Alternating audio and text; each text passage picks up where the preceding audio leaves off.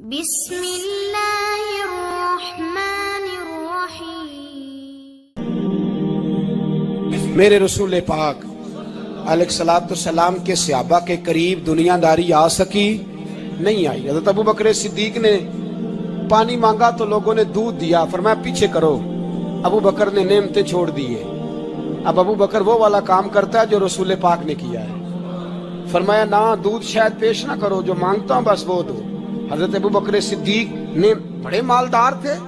حضرت عمر فاروق رضی اللہ تعالیٰ عنہ کے پاس صحابہ کرام جمع ہو کے آئے، کون سا ایسا شخص ہے جس کی تنخواہ میں اضافہ ہو جائے؟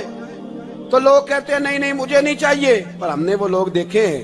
حاجی صادق صاحب کو مسجد والوں نے کہا 1000 روپیہ تنخواہ بڑھانی ہے، تو حاجی صاحب کہنے لگے میرا بڑا سونا گزارا ہوتا ہے، میں نے نہیں بڑھے نے۔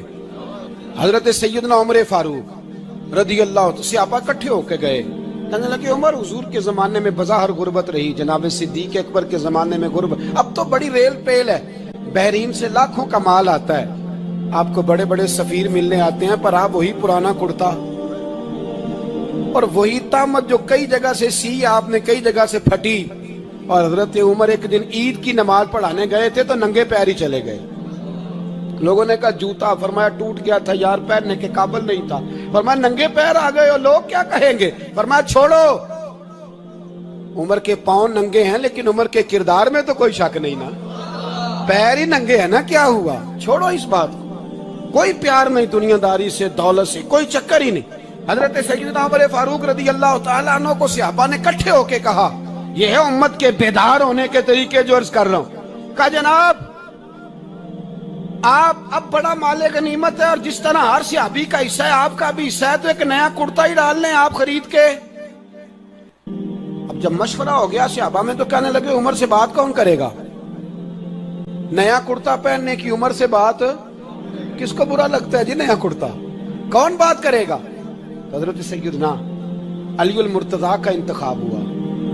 کہنے لگے مولا علی کی بڑی عزت کرتے ہیں، ان سے بڑا پیار کرتے ہیں، ان سے بات کرتے ہیں۔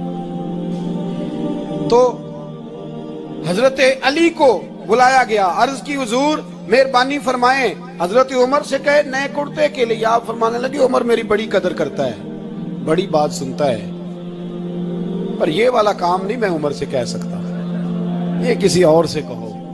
تو کہنے لگے آپ رہنمائی کر دیں، کس کو کہیں؟ تو جناب علی المرتضیٰ فرمانے لگے اگر حضرت عائشہ صدیقہ سے کہو گے تو عمر فوراً مان جائے گا، وہ مومنوں کی ماں ہیں۔ صحابہ حضرت عائشہ کے پاس، اماں جی عمر کو بلائیں، ان کو کہیں بڑے بڑے سفیر آئے ہوتے ہیں، وہی پرانے کپڑے پہن کے بیٹھ جاتے ہیں۔ اللہ اکبر۔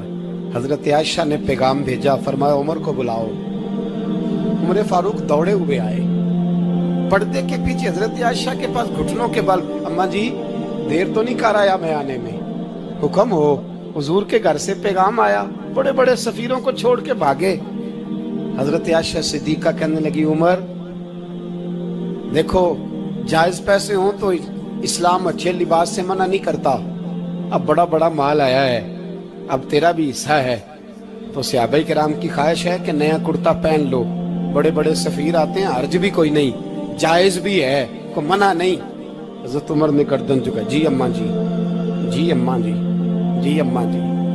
حضرت عائشہ کہتی ہیں بات ختم ہوئی، عمر نے گردن اٹھائی تو عمر کی داڑھی آنسوؤں سے بھری ہوئی، کہتی ہے مجھے کہنے لگے اماں جی میں تو صرف مسجد میں دیکھا کرتا تھا، آپ تو مصطفیٰ کو دن رات دیکھتی تھی، جس طرح کے کرتے آمنہ کے لال نے پہنے ہیں مجھے بھی پہنا دو، میں تیار ہوں، میں پہن لوں گا، میں تیار ہوں، پر جس طرح کے میرے نبی نے پہنے۔ حضرت عائشہ کہتی ہے میں پھوٹ کے روئی، میرا پلو آنسوؤں سے بھر گیا۔ فرماتی ہیں میں عمر کی بات سنتی گئی تو میرا پلو آنسوؤں سے، میں نے کہا عمر تو جا، تو ٹھیک ہے۔ فرماتی ہے عمر فاروق سلام کر کے اٹھے، امیر المومنین چلے گئے، اس کونے میں صحابہ چھپے ہوئے تھے، وہ آئے، کہا اماں جی کیا بات ہوئی؟ تو میں پھر رو پڑی۔ میں نے کہا کیا بتاؤں، تمہیں پرانے کرتے نظر آتے ہیں، اسے محمد عربی کے جلوے نظر آتے ہیں، اسے رسول اللہ کا رنگ نظر آتا ہے، اسے وہ غلامی نظر آتی ہے۔ عمر کو دنیا سے پیار، اور دنیا سے پیار نہیں تھا، دعا پتہ کیا تھی؟ یوں جھولی اٹھا کے اللہ مرزقنا शहादतन फी सबीलिक वजअल मौत फी बलद हबीबिक। अल्लाह उमर को बिस्तरे वाली मौत न देना, मौत शहादत की देना। और मैं मैदान में जाके नहीं मरना चाहता, मुझे रसूलुल्लाह के शहर में मौत चाहिए, बाहर जाके नहीं। यही मैदान लगे मदीने में, यही मौत आए, असबाब बना। मैं मदीना भी नहीं छोड़ना चाहता। ओ भाई, इन लोगों को नहीं प्यार था। जनाब सिद्दीक अकबर का विसाल हुआ तो जहर के असर से, वो जो आपको जहर लगा था, बाद मुफस्सिरीन ने लिखा है कभी कभी वो जो सांप ने डसा था तो कभी कभी उसका असर आता था, बस अल्लाह ने शहादत देनी थी कभी कभी, वरना तो बड़ी शिफाएं थी। हजरत उमर शहीद, हजरत उस्मान, जनाब अली, इमाम हसन, इमाम हुसैन, अली अकबर, अली असगर, हजरत अब्बास, हजरत साद बिन महाज, हजरत अमीर हमजा, मुसअब इब्न उमैर। मेरे महबूब ने तो लिस्ट बनाई शहीदों की, लिस्ट बनाई शहीदों की। शहादत से प्यार किया रसूलुल्लाह सल्लल्लाहु अलैहि वसल्लम के गुलामों ने, प्यार किया शहादत से। इसीलिए तो काफिर उठ नहीं सका कि शहादत से हजरत साद बिन मुआज रदी अल्लाह तआला अन्हु को जख्म लग गया, जंग से जिंदा आ गए लेकिन जख्म है, रो के कहने लगे महबूबा सारे शहीद हो गए, मैं ऐसे ही रह गया। हुजूर ने फरमाया नहीं, रब तुझे भी शहादत की मौत ही अता फरमाएगा। उसी जख्म में पर्दा हो गया। मेरे भाई हजरत अमर बिन जमूह रदी अल्लाह तआला अन्हु 4 बेटे लेके ओहद के मैदान में आए। कहा महबूबा मेरे 4 ही थे, मैं सारे ले आया हूँ, सारे ही कबूल है? और मैं ठीक है। फिर खुद भी जीरा पहन ली, एक टांग से लंगड़े थे, टांग छोटी थी। हुजूर ने फरमाया तूने क्यों लिबास पहन लिया है? कहा हुजूर मैंने भी तो जिहाद पे जाना है ना। तो हुजूर ने फरमाया तेरे 4 बेटे जो जा रहे हैं। तो कहा या रसूलल्लाह क्या लंगड़े जन्नत में नहीं जा सकते? हुजूर लंगड़े अल्लाह को कबूल नहीं, मैं नहीं जा सकता। तो मेरे नबी पाक सल्लल्लाहु अलैहि वसल्लम ने फरमाया नहीं, जन्नत तो तेरा इंतजार कर रही है। कहा हुजूर फिर मैं भी जाऊंगा, बच्चे जाएंगे तो मैं भी जाऊंगा। एक बीबी ओहद के दिन 3 साल का बच्चा लेके घर से निकली। बीबियों को कहती है मेरा खामद भी बदर में शहीद हुआ, भाई भी और बाप भी। आज हुजूर ने फिर बुलाया है, दिल करता था कोई जवान बेटा होता तो मैं पेश करती, पर अब मेरे पास ये 3 साल का ही है। बच्चा लिया मदीने में, मस्जिद नबवी में। हजरत बिलाल से कहने लगी 2 मिनट हुजूर का दीदार चाहिए। नबी पाक आए, कैसे आई हो? कहने लगी महबूबा मैं शहीद की बेटी, शहीद की बहन, शहीद की बेवा हूँ। मेरे पास अब जवान तो कोई नहीं, ये 3 साल का ही है। हुजूर ने मुस्कुरा के फरमाया ये करेगा क्या करेगा? कहने लगी हुजूर सुना है असला थोड़ा है, ढाल की जरूरत है। लोहे की ढाल होती थी, जब तलवार आती थी तो आगे की जाती थी। कहा महबूबा मेरा शहीद की अम्मा बनने को बड़ा दिल करता है, ये मेरा 3 साल का ले जाओ, जब तीर आपकी तरफ आया तो मेरा बेटा आगे कर देना, ये ढाल का काम तो देगा ना। हंसते हुए महबूब की आंखों में आंसू आए, बच्चे को पकड़ के सीने से लगाया, माथा चूमा, फरमाया जा तेरे साथ वादा है, कयामत के दिन तुझे शहीद की अम्मा कह के ही पुकारा जाएगा। वादा है तेरे साथ, तुझे शहीद की। मेरे भाई मरने को दिल ही नहीं मुसलमान। मेरे नबी पाक सल्लल्लाहु अलैहि वसल्लम ने फरमाया जिसके दिल में कभी शहादत की आरजू पैदा नहीं हुई, उसके सीने में धड़कने वाला दिल मोमिन का है ही नहीं, वो तो मुनाफिक है। जो कभी दीन के रास्ते में शहीद होने को, मेरे भाइयों दीन को बड़ी जरूरत है, बड़ी जरूरत है, बड़ी। ए खासान रसूल वक्त दुआ है, उम्मत पे तेरी आके अजब वक्त पड़ा है।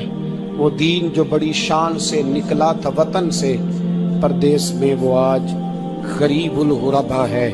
फरियाद है ए कश्ती उम्मत के निगेबां, बेड़ा ये तबाही के करीब आन लगा है।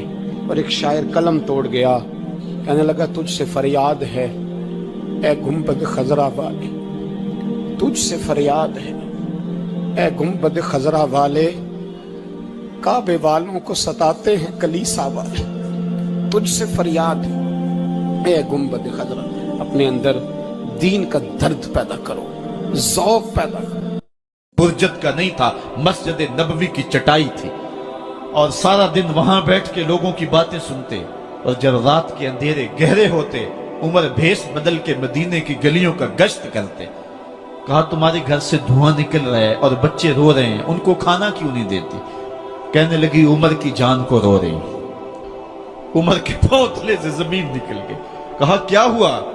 کہا 3 دن سے ہمارے ہاں کھانے کے لیے کچھ نہیں ہے. روزانہ بچے روتے ہیں اور میں ہنڈیا کے اندر پتھر ڈال کر کے نیچے سے آگ ڈالتی رہتی ہوں کہ بچے انتظار کر کر کے سو جائیں گے. کم بخت سو بھی نہیں رہے اور وہ پتھر پکیں گے بھی کیا, اور میں عمر کی جان کو رو رہی ہوں. حضرت عمر کا کلیجہ دہلنے لگا. فوراً پلٹے واپس بیت المال میں آئے, گھی کا ایک کنستر لیا, آٹے کی بوری لی, مرچ مسالہ جات بہت کچھ اٹھایا, اپنے کندھے پہ رکھا, بوری اپنی کمر پہ لا دی. عمر بیت المال سے نکلے تو آپ کے خادم اسلم نے دیکھ لیا, آگے بڑھا, کہا میرے آقا میں اٹھاتا ہوں. عمر کی آنکھوں میں آنسو ہے. کہا اسلم قیامت کے دن میرا بوجھ اٹھا لو گے؟ کہا قیامت کے دن تو اپنا اپنا بوجھ اٹھانا پڑے گا. کہا عمر کو آج اپنا ہی اٹھانے دو.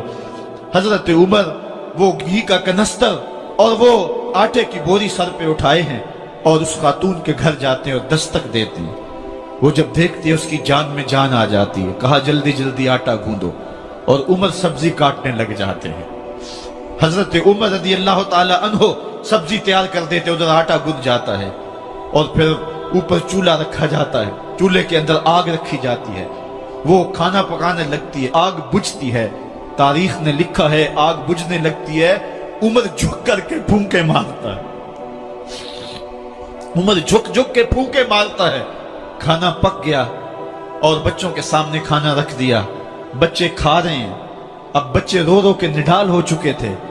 حضرت عمر اپنے ہاتھوں کو اور اپنے گھٹنوں کو اور اپنے پاؤں کو زمین پہ لگا کے, جس طرح بکری کا بچہ چلتا ہے ویڑے کے اندر, کبھی ادھر چلتے ہیں کبھی ادھر چلتے ہیں, تاکہ بچے مجھے دیکھ کے خوش ہوں اور دل میں کہتے عمر جتنا رلایا ہے اب اتنا ہنسانا بھی پڑے گا. تو کبھی عمر امیر المومنین, یہ میں کسی آج کے جو ہے وہ لوگوں کے ووٹوں پہ منتخب ہونے والے حکمران کی کہانی نہیں سنا رہا, میں اس عمر کی کہانی سنا رہا ہوں جو 23 لاکھ مربع میل کا حکمران ہے, آدھی دنیا کا بادشاہ ہے. حضرت عمر جو ہے جس طرح بکری کا بچہ چلتا ہے اس طرح اپنے ہاتھ اور اپنے گھٹنے زمین پہ ٹیک کر کے جو ہے وہ اس طرح چلتے ہیں. بچے عمر کو دیکھ کے مسکراتے ہیں. جب بچے مسکرانے لگے تو حضرت عمر نے اس خاتون سے کہا بڑھیا عمر کو معاف کر دے. اس نے کہا تو اتنی ہمدردی کیوں کرتا ہے؟ کہا عمر بیچارہ بڑا پھنسا ہوا ہے, فکر ہے اس کو یرموک و فسطاط و حلوان کی, جب فتح ہے مصر تو تیاری ہے ایران کی, آتے جاتے وفد سے ملاقات بھی کرتا ہوگا اور شب کو معلوم حالات بھی کرتا ہوگا. کانٹوں میں الجھی ہوئی بیچارے کی جان ہے, نیند اس کو بھی آتی ہے, آخر وہ انسان ہے. میری بہن عمر کو معاف کر دے. اس نے کہا نانا عمر کی بات میرے سامنے نہ کر, قیامت کا دن ہوگا, عمر کا گریبان ہوگا اور میرا ہاتھ ہوگا. جب اس نے یہ بات کہی تو عمر برداشت نہ کر سکے, بچوں کی طرح بلک بلک کر رونے لگے. کہا وہ بد نصیب عمر تیرے سامنے ہے, آج ہی کہلا جو کہنا ہے, قیامت کے دن مجھے معاف رکھنا. اس نے کہا تو عمر ہے؟ کہا بد نصیب عمر تیرے سامنے کھڑا ہوں. میرے عمر کہتے ہیں اگر دجلہ کے کنارے ایک بکری کا بچہ بھی پیاسا مر گیا اس کا حساب بھی عمر سے لیا جائے گا. حضرت عمر نکلے یروشلم میں. ایک اونٹ ہے, ایک غلام ہے, کبھی وہ سوار ہوتا ہے کبھی آپ باری مقرر کی ہے. جب قریب پہنچے یروشلم کے تو عمر کی باری نکیل پکڑنے کی اور غلام کی باری اوپر سوار ہونے کی آ گئی. غلام نے کہا آقا میں مرضی سے اپنی باری چھوڑتا ہوں, آپ آ جائیں, دشمنوں کے مفتوحہ علاقے میں آ رہے ہیں, تازہ تازہ علاقہ فتح ہوا ہے, اسلام کی شان و شوکت ظاہر ہو. عمر نے کہا اسلام کی شان و شوکت ایسے ظاہر نہیں ہوتی ہے, اپنی باری پہ تم بیٹھو گے, اپنی باری پہ میں بیٹھوں گا. لوگ منتظر کھڑے ہیں. دور سے جب دیکھا کہا اس کی ہیبت سے کانپتے تھے ہم, یہ تو کوئی حبشی لگتا ہے, رنگ کالا ہے, ہونٹ موٹے ہیں, اس سے تو زیادہ حسین اس کا غلام ہے جو آگے آگے چل رہا ہے. حضرت ابو عبیدہ نے کہا دھوکہ کھا رہے ہو, ہمارا آقا وہ نہیں ہے جو اونٹنی کے اوپر سوار ہے, ہمارا آقا وہ ہے جو لگام تھامے آگے آگے چل رہا ہے.